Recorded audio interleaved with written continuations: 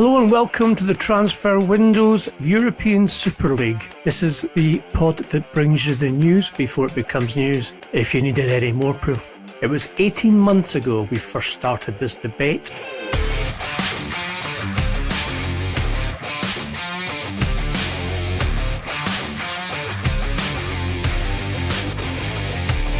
I am thrilled to say Roger Mitchell, former chief executive of the Scottish Premier League, who started a debate and gave us details and structure and also a whole lot of insight into what would happen when the day came around, which it did on Monday of this week.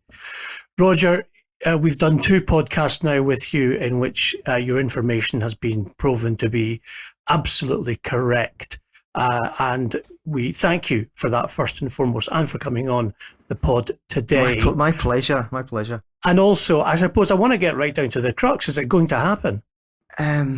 Look, I don't really like this. You know, I've kind of like put my money on 36 number, and it's come up because that gives an idea that I had some either kind of like incredible luck or some kind of insight. The reality is, this was inevitable. That's the word we've always used, we three together on these podcasts.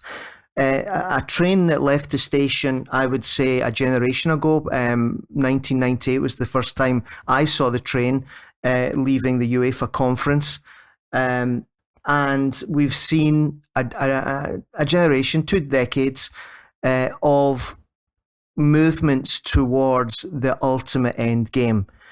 And when you deal with momentum in life, you shouldn't be surprised that the momentum continues. You know, so I think this absolutely was inevitable. The timing could have been a little bit earlier. It could still be a little bit later. But what I say is this. There's a lot we can get into here, and a lot of people who are saying things that are not correct and I think are rather silly. But let me start with this statement. In the world of football that we grew up with, football was financed by the local businessman made good, who was able to finance his club. Big money changed that, and we now know, you guys know better than me on the transfer podcast, that, you know, capex around $500 million with a B is involved when you're thinking about an Mbappe transfer with his wages as well. That goes beyond the scope of the local businessman. So who came in? We know who came in.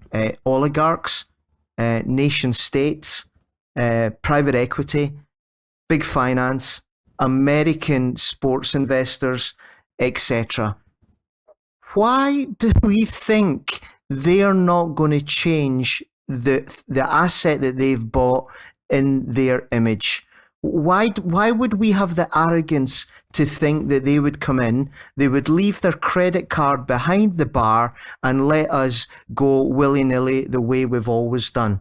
So will it happen? We'll get on to that in a minute, because that's all about politics and major power plays now. But honestly, I'm really surprised at this hand-wringing that you're getting mainly in England, because those of us from the smaller leagues and the smaller countries, we've been living with this pain for 25 years. All of our teams were, and here's the words, excluded unfairly from the football pyramid because the money's all gravitated towards the big 5 leagues. How do you think we feel today when we see the people down south who, let's be real honest, have had the best of both worlds? They've had a wonderful domestic league that became a global league, and they got to play in Europe as well. And then they made sure that nobody else got to play in Europe because they got 4 qualifying spaces guaranteed. You remember that word guaranteed? That's the word they don't like about the European Super League. The guaranteed entry. They've had that for the last X years. So I would really hope today, when we talk about your question, will it happen, that we can talk about it coldly, with the way you do without getting on some bandwagon of virtue signaling about how dewy-eyed you love the game. The game changed 25 years ago. I think this is a very important point, and I think I want to say something here which is about rather than primarily analytical, but just as a lover of football and someone who's made my life in football for the last 20 years, the club I support has been in Europe's elite club competition once in over 100 years of history.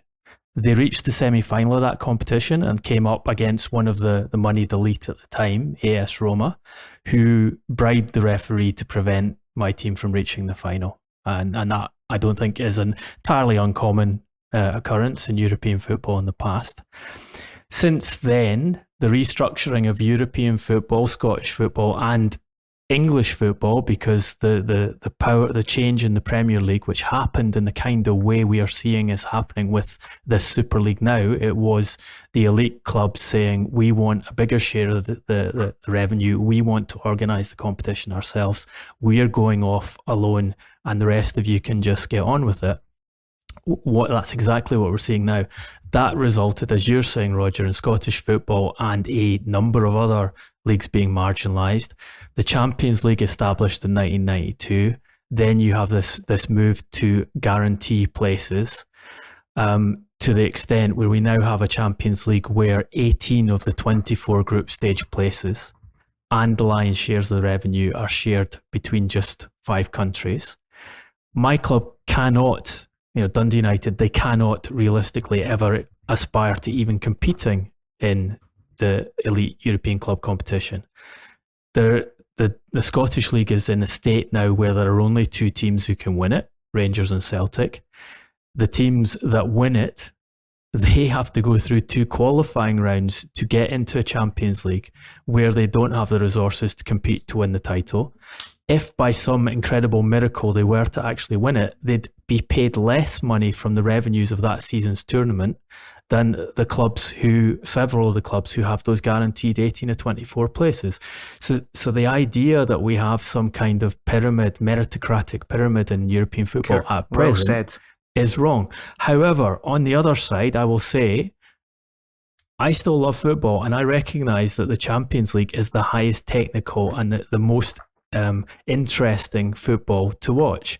And I don't have a stake as a supporter in that competition anymore, but it doesn't mean I don't enjoy the competition, and I can't see that the shift in that direction has resulted in better football on the pitch, along with a number of other changes, things that, for example, Sepp Blatter did in changing the rules of the game to protect attacking players.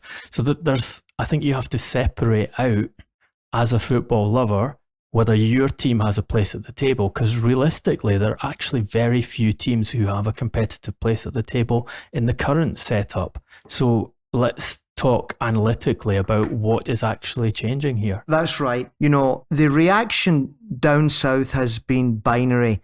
Oh my God, the Antichrist has arrived. We must stop them. We must mobilise. If you look at this analytically, as Duncan has just suggested, if we're assuming, and I think we're assuming this, that the elite clubs are saying that they want to play in their domestic leagues, the only thing that changes is that from a newly devised Swiss model Champions League controlled by UEFA, we go to a relatively similar set of clubs controlled directly by themselves. One could argue, if you were in the central courts of the world, one could argue that all this is about is a power play to disintermediate UEFA from the running of the elite tournament. Everything else, more or less, stays the same.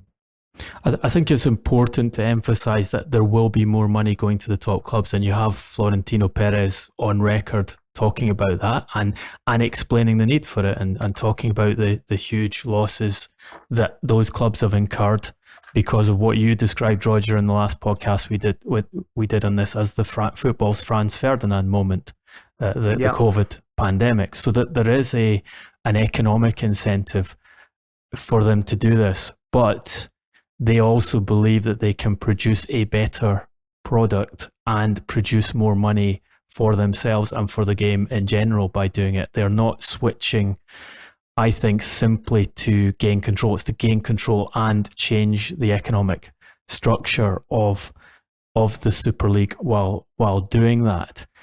And I think my personal view is, and we've seen the president of UEFA talking, Alexander Cheferin, talking about this and being extremely aggressive and very personal, and even talking about how what he was saying about senior individuals and the clubs involved wasn't personal, except maybe for Agnelli, who ironically he happens to be the godfather of the Juventus chairman's daughter. You see in those comments from Cheferin someone who has been suckered into a corner of presenting the Swiss model Champions League, which is clearly an inferior competitive product to the Champions League we presently have. He wants, and UEFA have now voted this through as of yesterday, a competition in which everyone goes into a giant league, where a couple of teams have guaranteed entry depending on their status, regardless of how they do in that competition version, where there isn't a group stage as such. There is a seeding system which will be dubious as to who gets to play against who. So a seeding system decides the who you meet in the league, and you don't play everyone equally home and away as a standard league system has always been in football. And then you go into the knockout round stages. Now, I know why Cheferin did it, because he wanted to keep these superpowers on board, and he wanted UEFA to retain control of the competition and to retain the revenues. But actually what he's been suckered into presenting, and that's probably the best interpretation, if he genuinely thinks that's a better product than the current Champions League, then actually I don't think he deserves to be president of UEFA in the first place. A different side to this issue. If this is football's Franz Ferdinand moment, should the European Super League change their name to the Serbian Black Hand Super League, with Gianni Agnelli being Gavrilo Princip? That's one for all you historians out there. I just want to ask you, Roger, like in Austro-Hungary at the start of the century, the moral indignation and outcry against those who are revolutionaries has been quite startling in terms of its unity, in terms of the aggressive language and threats that have been used. And I have to say, I look at it and think to myself, the hypocrisy of all this is incredible.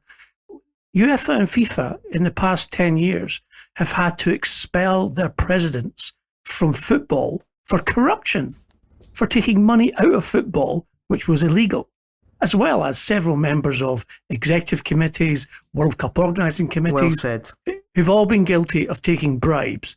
And what this is about for UEFA and FIFA is purely self-preservation. It's got nothing to do with the good of football. It's a power play. That's right. It's a power play. And this is where, whilst I take Duncan's point, I hadn't reflected on that, but maybe they did manoeuvre them very cutely with the Swiss model to then trump it with the breakaway. That might have been very cute. But where I think the big clubs have done very, very badly is that they are having a nightmare in terms of PR in these first 48 hours.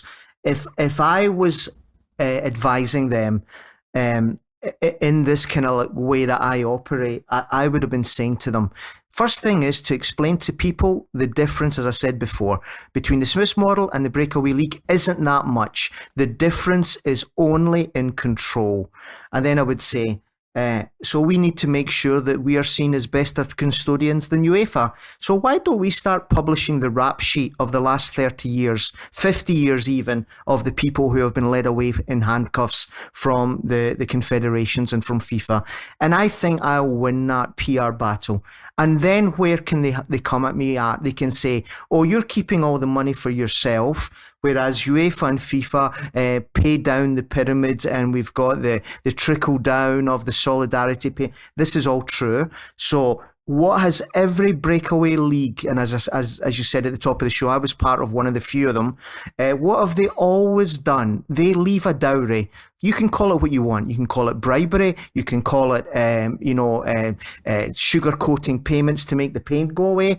But basically what you do, we did it with the SFL, the league we broke away from. The Premiership have done it to the Players' Union. They've done it to the EFL, and they've done it to the Football Foundation and a whole lot of other bodies.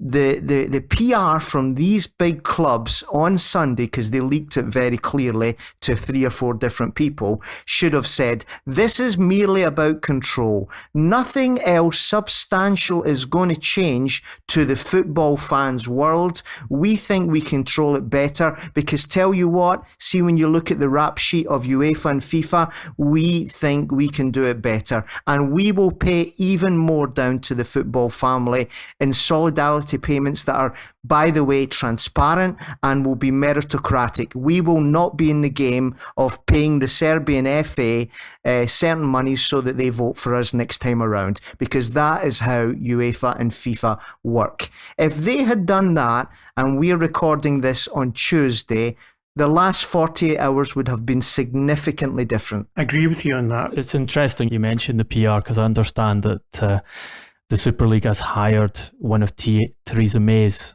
former PR advisors to deal with their communications. So that's the woman that was dancing on the stage, right? Yeah. Yeah, strong and stable leadership. Yes. How did that go for you, you, robot Theresa? dance on the stage? How did that work out, Theresa?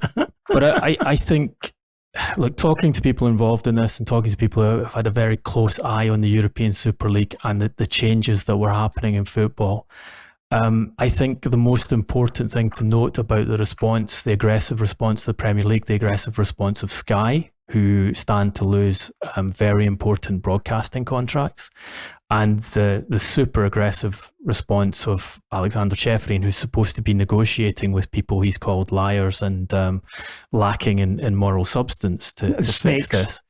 It is, when you hear those parties being so aggressive immediately after an announcement, it suggests that they're in a desperate situation where they feel that the only court they can appeal to is the court of public opinion. Normally, we've had years, and Roger, you will know far better than me because you're actively involved in these processes. We've had years of reformation in football, gradual changes to European club competitions. Let's call it what it is, appeasement of the bigger clubs for 25 years, giving bit by bit away. Sudetenland, Czechos, it's been appeasement. And but guess what happens with appeasement? It's done in back rooms. It's not done with aggressive, derogatory You're right, statements your major about point the is people correct. You're negotiating with.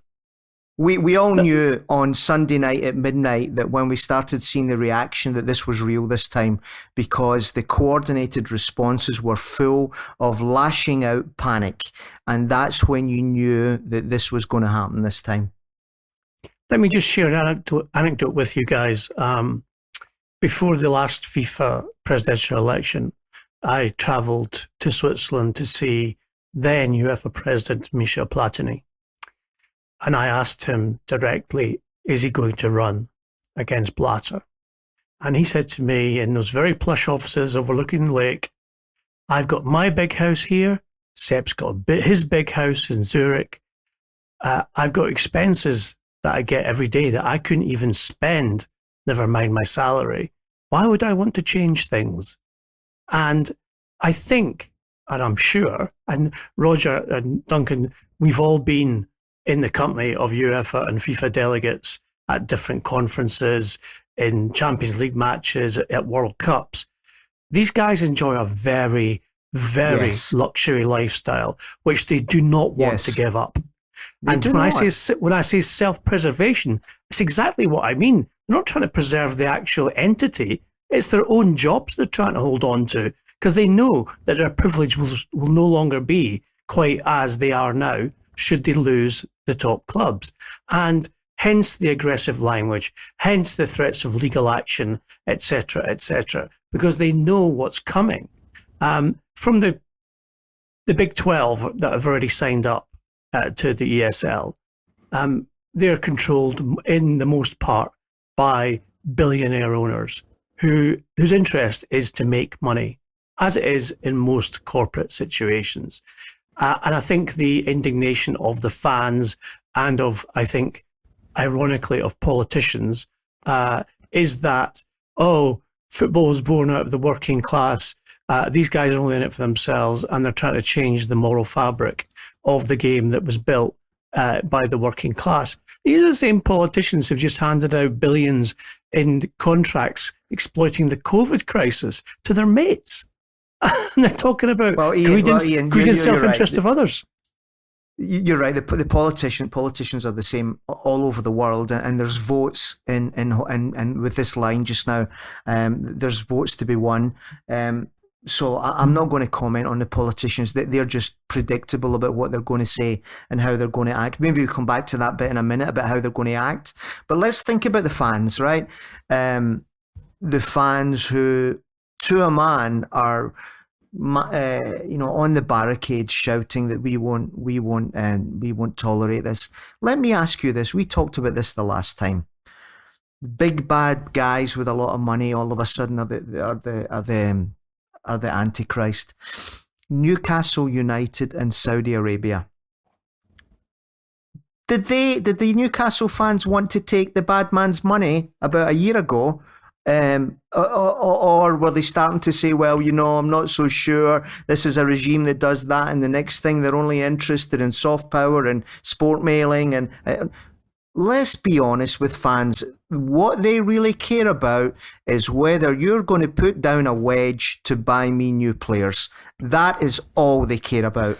Well, I put a little survey out on Twitter before this podcast deliberately to ask supporters of the Dirty Dozen, as Ceferin has referred to them, whether they would support their club if the Super League happened. And the majority were saying they would not, but it wasn't as definitive as the kind of two-man images we've seen.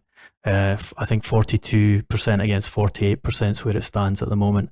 You talk about Newcastle United supporters. I did find it very ironic that Manchester City's official supporters club put a statement out opposing these moves, talking about those involved have zero regard for the game's traditions, when obviously nation state ownership and outspending everyone in the history of football has a lot of regard for the game's traditions. But look, let's talk about the practicalities of where this goes, because the Super League are very confident that it will make this happen. They have a huge reserve of cash that's being bankrolled by JP Morgan. They have guaranteed money for the founding members, which isn't necessarily 350 million each. It changes. Some of the clubs will get 350 million, others will get less, but they've agreed that structure in advance. They are saying to the national leagues, we do not want to leave. We are happy to remain within the national league. So you get basically you have the value of us being present in your league for selling broadcasting rights remaining. And they believe that legally they will be able to pursue under European competition laws. And there are precedents here, very recent precedent, where the ice skating union tried to prevent top professionals in their sport from competing in a competition that it did not control, and the General Court of the European Union declared that was against competition law, and that these ice skaters should be allowed to participate in a competition organised by other people who wanted to pay players to get involved in sport. You have the threat from UEFA that they will prevent players from playing in the Champions League, presumably irrelevant because there won't be a Champions League for players from this club. You have the threat that they might be excluded from European competition at national team, although UEFA has not gone so far as to say we're going to kick you out of our big money-making championship that we're going to play this summer. And they have the threat that UEFA are prepared to make that they will be banned from the next World Cup. How, Roger, do you see that panning out, and the armoury that the objectors have to try and get they're openly saying they want a negotiated settlement. They're not trying to keep the status quo. They want to try and rein back what the Super League is proposing. That's a great question. Let's start with the legal side of it. I think you're correct exactly to talk about these so-called football rules, sports rules that have come down from the IOC and FIFA for years, that have been immune to natural law, employment law, everything like that. That world, I think, is ending. And again, ironic that Man City, with UEFA, basically bitch slapped them over financial fair play, and they'll probably remember that lesson for a long, long time. I think legally UEFA and FIFA will lose. More importantly is what you say about the economics. My favourite phrase, follow the money. UEFA has got 2 revenue streams. FIFA even worse, they've only got one, the World Cup. UEFA's got 2. It's got the European Championships and it's got the Champions League. The Champions League, we're talking about them losing. So you're at risk of losing one. So you go all in and throw in the second one at the same time. That really is all in for UEFA. When I don't think they've got the legal basis to do it. And if they lose both their revenue streams, the house on the lake on Neon and all the associated national bodies, the FA, the SFA, the Italian F, all of them go bankrupt basically overnight. So do you really, really want to threaten me that you're not going to have the best players playing in the European Championships? Why don't you speak to your broadcasters and sponsors before threatening me like that? Because I tell you what, if my players who are contracted to me, who you don't pay any money for, by the way, when you get them, yes. They're contracted to me, they're my employee, I will say where they play and don't play. You try and negotiate your way out of your broadcast and sponsor contracts that you have got for the Euros this year and for the World Cup next year. It's a very weak hand that they are playing with emotion and anger. And how is it going to come about? It's going to be, if it's resolved at all, resolved, in my opinion, by a very small country that is probably the negotiator and the moderator here. Can you imagine Qatar's response to missing out on the best players in the world playing in their World Cup, having spent nearly $1 billion on stadia and infrastructure to put the World Cup on? And that's only just the stadium infrastructure. That's not even the bribes. I would say, which one of the big clubs has not declared its hand yet? PSG hasn't said anything. PSG is owned by Qatar. Qatar owns beIN, that has got contracts with many, many leagues around the world, including the Champions League. And Qatar, as you rightly say, Ian, is going to be having a seminal geopolitical event that is already bringing together Arabs and Jews in that part of the world.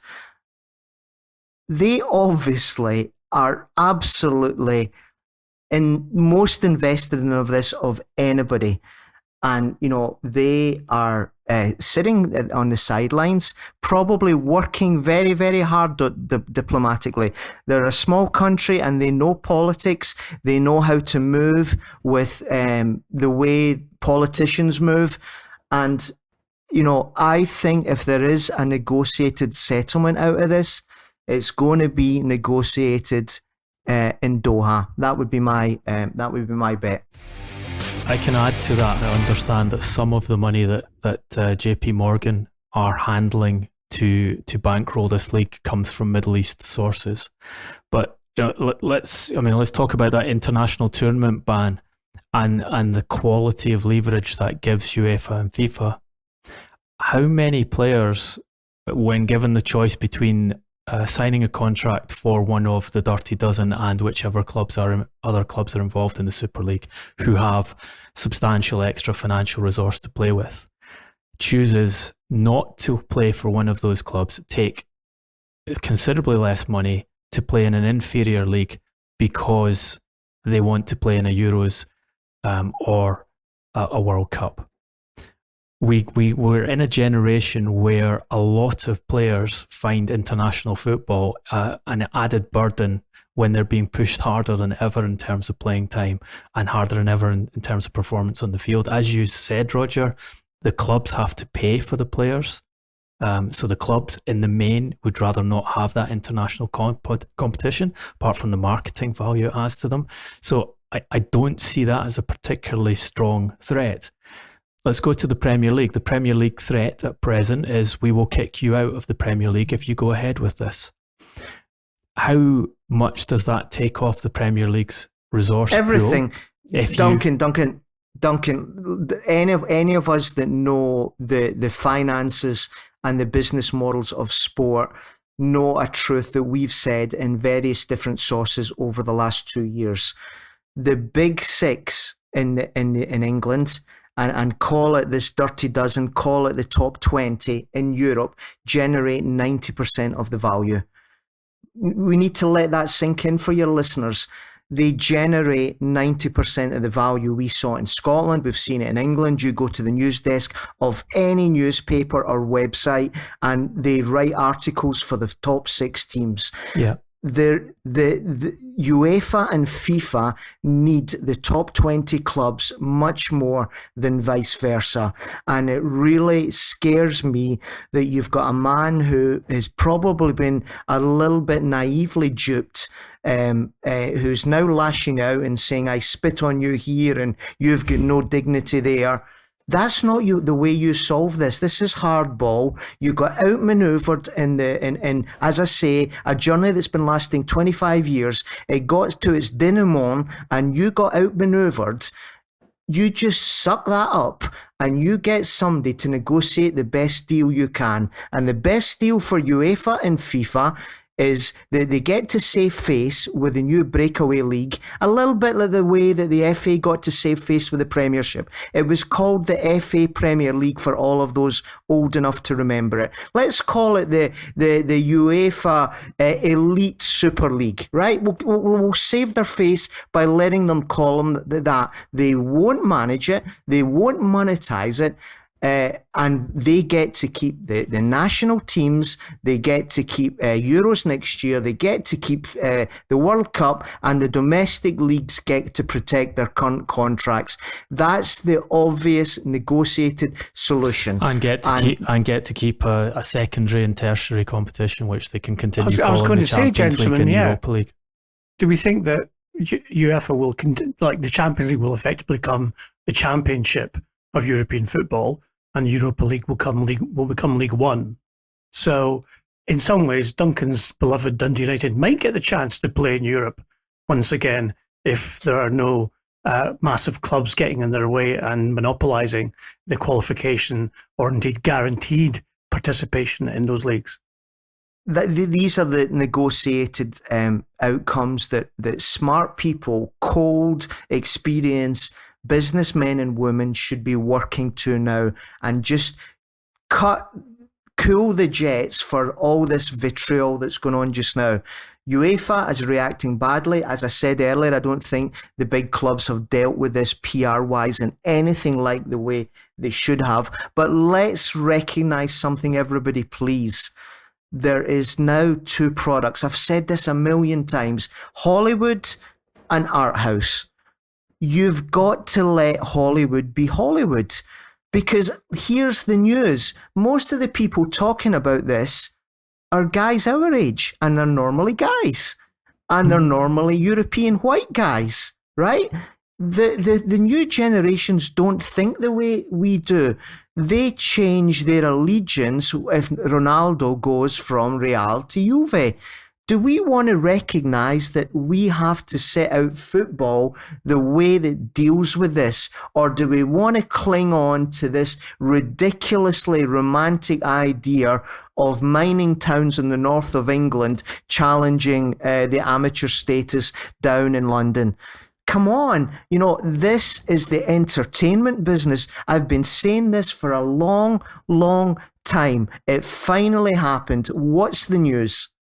I think it's a very good point. I think I just want to underline that this isn't about meritocracy. I'm not arguing that this is happening because it's right that Manchester United, Manchester City, Liverpool, Arsenal, Chelsea, Tottenham get guaranteed entry into the top club competitions. 3 of those teams have never won a European Cup. But pragmatically, realistically, that is the place that football has got itself into. And think about a Premier League shorn of those 6 clubs and what it is. It doesn't exist. It's Leicester City, Wolves, Everton competing for the title. What's the marketing value of it? And also think about this. Rick Parry was intimately involved in the big picture earlier attempt that those clubs made to garner more of the control, more of the resources of the Premier League as a response to COVID. Rick Parry's still involved with the EFL. If you have a negotiating stance, the Premier League has a negotiating stance, we are chucking you out of our competition because you are moving to the Super League.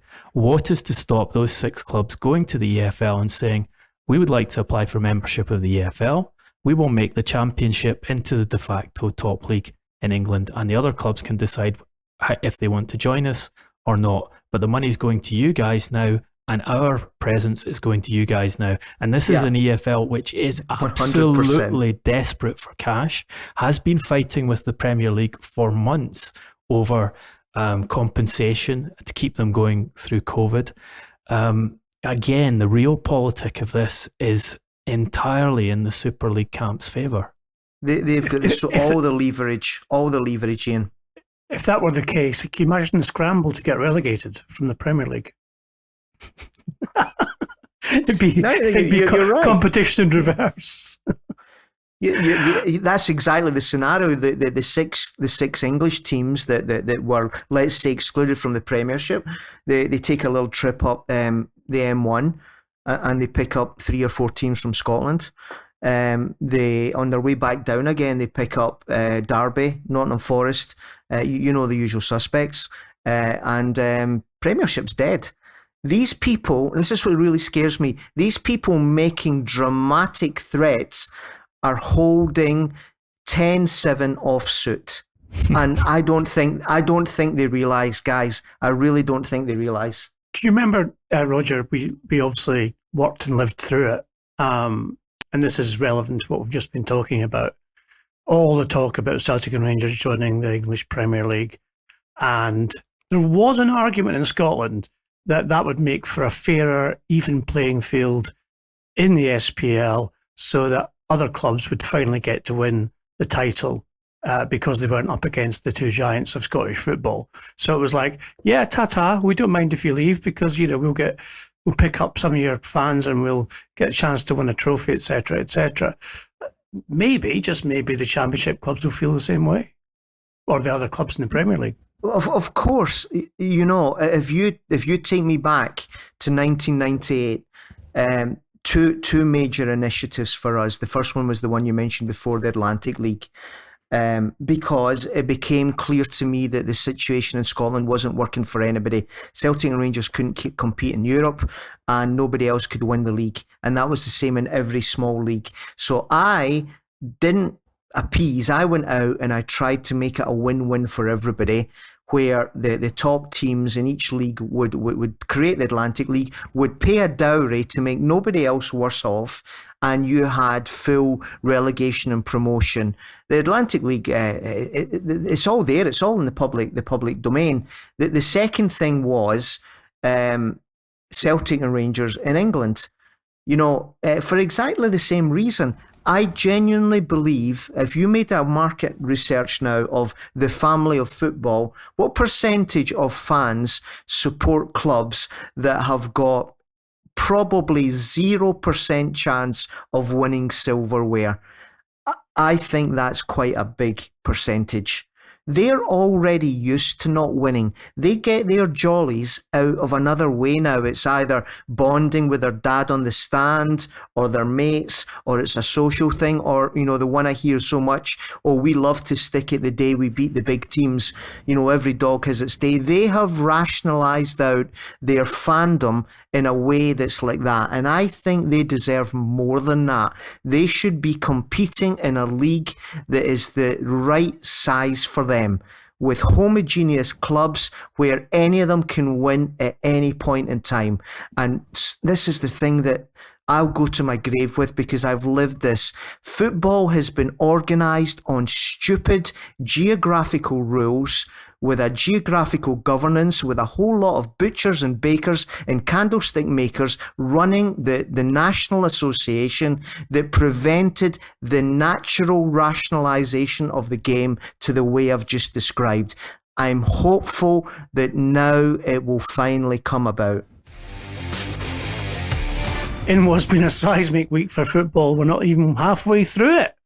Jose Mourinho was sacked from his third Premier League club when he left Tottenham Hotspur on Monday morning.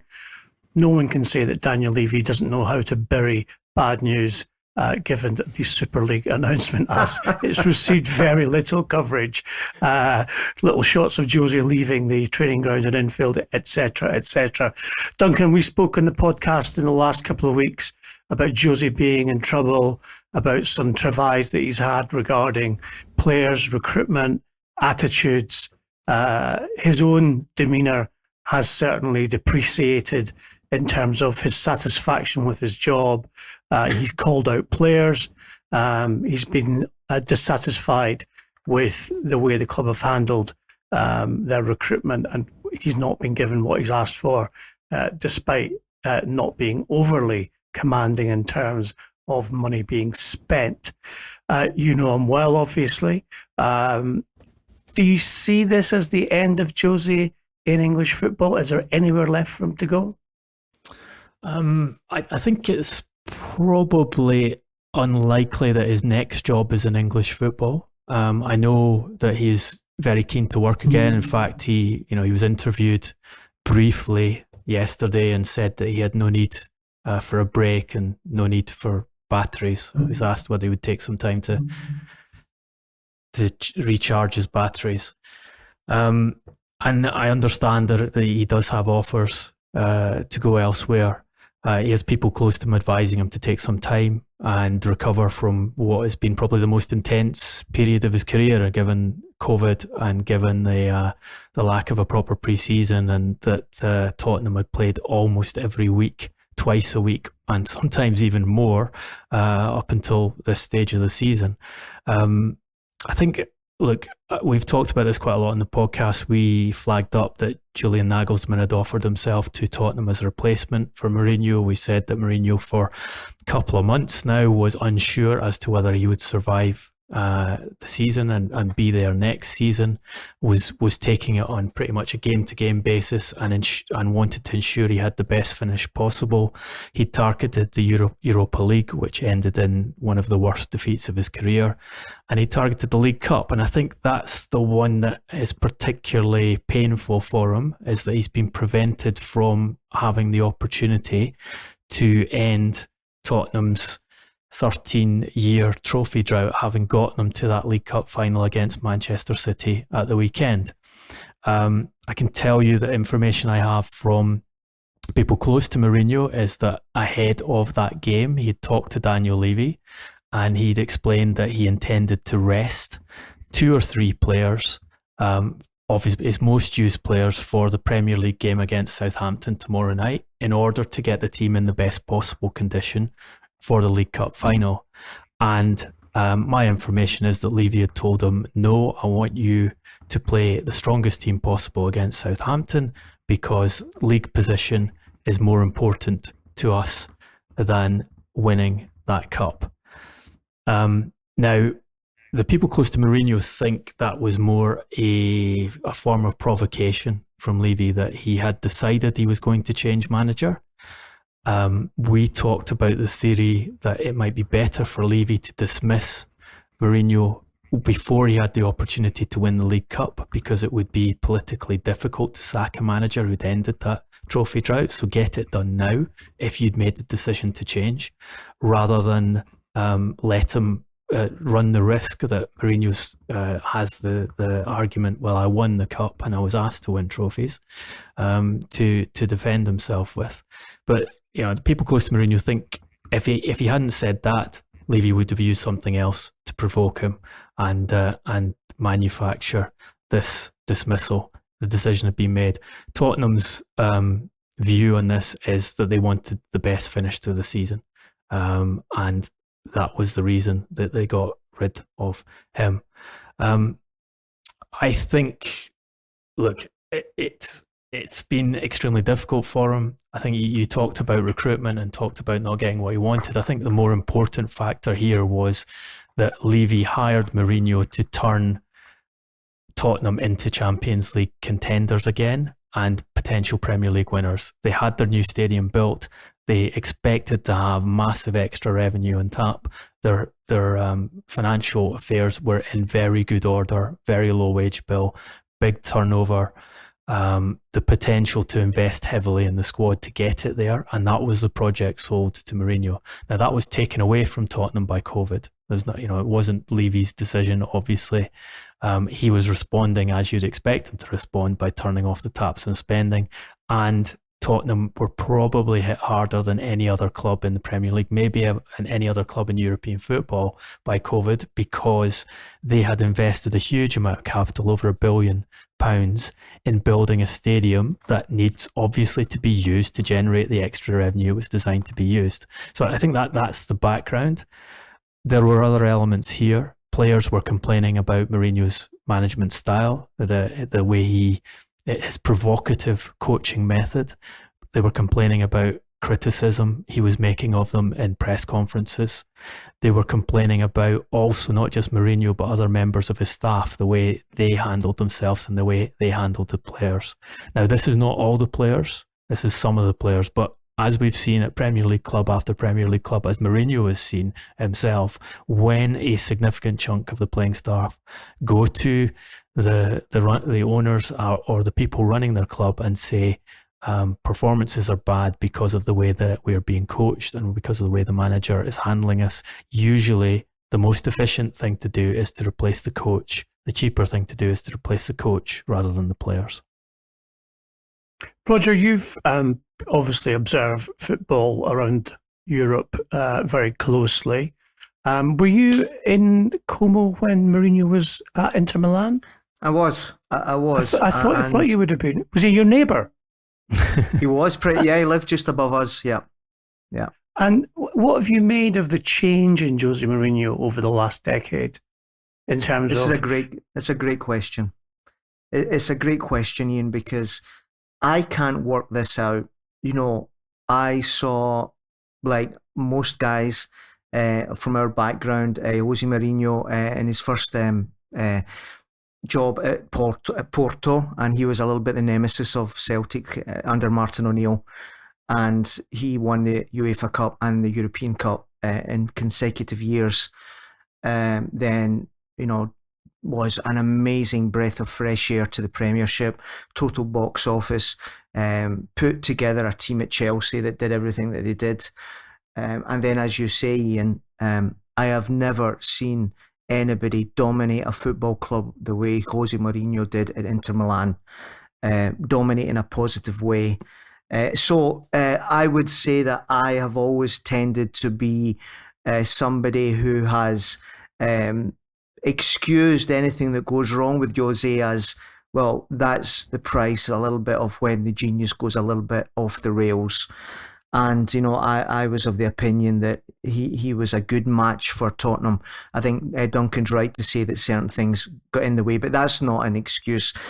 I probably have got to the stage now that Jose's age, people change. And I think I need to say that I think he has been consumed by his ego as he has gotten older. When you set yourself out as, I am the special one, talking about bottles of wine, there is no scope to be a number 2 or a number 3. You have set a bar such that anything that isn't that will utterly destroy your ego. And I think that is what's happened consistently over the years, that whilst I think he is still a wonderful man manager, a great football brain, I believe his ego has consumed him such that it has made him make a significant amount of mistakes. That's the main cause of it. I think the second cause of it is that the game has probably moved on a little bit. You know, he was probably, I think we could probably say he was the last of the great man-manager type patriarchs in the Ferguson style, in the Jock Stein style, and the Brian Clough style. He was the last one that could go in there and get people to perform as a kind of like siege mentality unit. Footballers have changed. They respond differently. They're a new generation of young men. They don't react in the same way. They'll talk back to you. And I think, you know, that together with the tactical way that it's all about possession now and data driven, I think that combination of stuff has been fatal for him. And I say it with a very heavy heart. I believe he has been one of the main protagonists of association football for the last 20 years, if not the protagonist. And he has been absolute box office. And I really am very sad it's how it's ended, but I believe that he should probably just stop now. I've spoken to, been friends with, or interviewed more players than I can remember who Mourinho has managed. And certainly at Chelsea the first time, Internazionale, some at Real Madrid, because obviously he had some problems with some of the senior players there throughout his tenure, have all been absolutely unified in saying that they love him. And they mean love. They don't mean, I love him as a bloke. I love him, you know. They love him like they love their wives and their mothers. And their father. And their fathers. I think maybe he's lost some of that. I spoke to a couple of people close at Tottenham to the dressing room about what they thought was going wrong. This is before he was actually sacked. And they said that some of the players believed that Mourinho had lost patience with some of his players. That he wasn't willing to tolerate either sloppiness or poor play or bad decision making, rather than coach them out of it. He just thought, oh well, you're clearly not good enough. And of course, players hate that. Players hate to be slagged off like that or treated like that. And I think that's where he lost quite a lot of the confidence in the dressing room, is because they saw him as an antagonist rather than as the father figure that he had been at other clubs. Maybe that's fair, maybe it's not. We're not privileged to everything that goes on, obviously, behind the scenes. But I see him actually, Duncan. I can't see him taking the Portugal job. I think maybe that would suit him. I know that you believe he wants to work every day in club management, but I think that would be a new lease of life for him.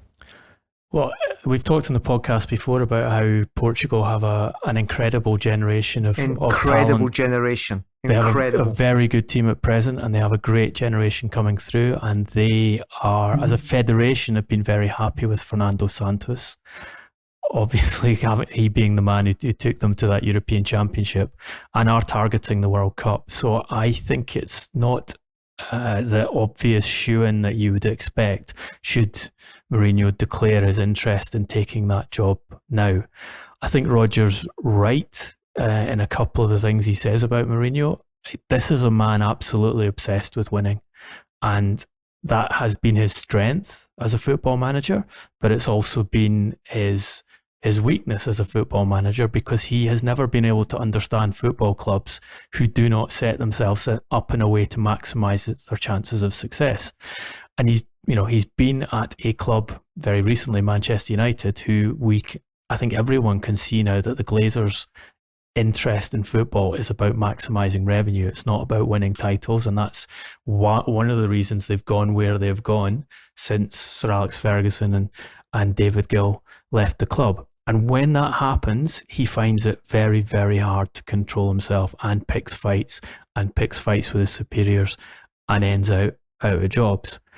I do not see him stepping away from football because of that obsession. And I know that it was very difficult for him, that long break he had to take when he was out of work at Manchester United and before the Tottenham job came up. So I think it's part of his life, and he will go back into another job. And I think there's a reasonable chance that job might be in Italy, where his status and the noise around him, coaching in England became extremely hard for him, because he was kind of football public enemy number one. And anything he did that could be latched upon and criticised was always latched upon and criticised. And ultimately, a man with his ego, as Roger puts it, can't stay quiet and can't absorb it all. Eventually he bites back, and that's what some of the people prodding the bear are looking for.